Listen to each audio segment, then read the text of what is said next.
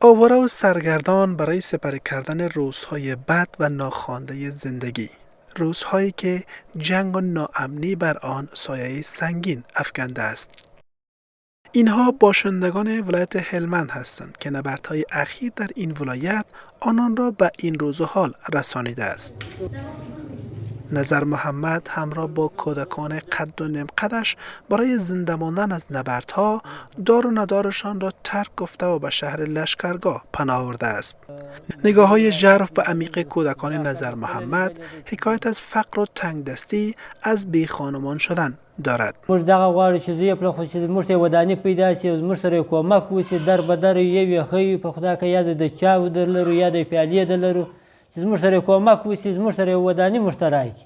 اکثر بیجا شدگان داخلی از نبود مدیریت درست مددرسانی شکایت دارند. موږ ته حق نه رسیږي، مستحق چې وروره د بالا نه راغلي د مرمیو موږ ته حق نه رسیږي، وکیلان خپلوان سره کښېنوي نبشته کوي کارټونه ورکوي موږ ته ته کښېنئ. چای نه لرو، بوره نه لرو، افغاني ولا یوه ډوډۍ ما برای د نانواسه په ضروري وایسته.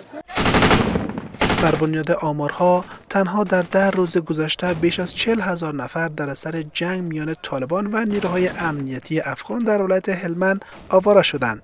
نبردی که به حمله طالبان به شهر لشکرگاه مرکز این ولایت حدود 10 روز قبل آغاز شد و تاکنون ادامه دارد. وزارت عودت مهاجرین از تدبیر ویژه مددرسانی به بیجا شدگان داخلی در فصل سرما خبر می‌دهد.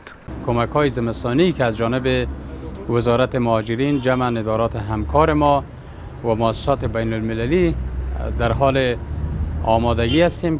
در سوی دیگر کمیسیون مستقل حقوق بشر جنگ را عامل اصلی افزایش بیجا شدگان داخلی در افغانستان می‌داند و از هر دو طرف می‌خواهد به نبردها نقطه پایان بگذارند. علت اصلی جنگ است.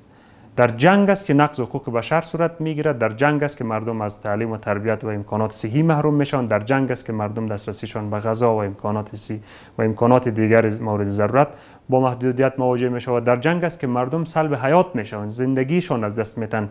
بر بنیاد آمار تازه سازمان ملل متحد از سال 2012 تا اکنون بیش از 4 میلیون تن در افغانستان از محل اصلی بود و باششان آواره شدند. 220,000 نفر در سال جاری و 456,000 نفر هم در سال گذشته میلادی در داخل افغانستان بیجا شدند.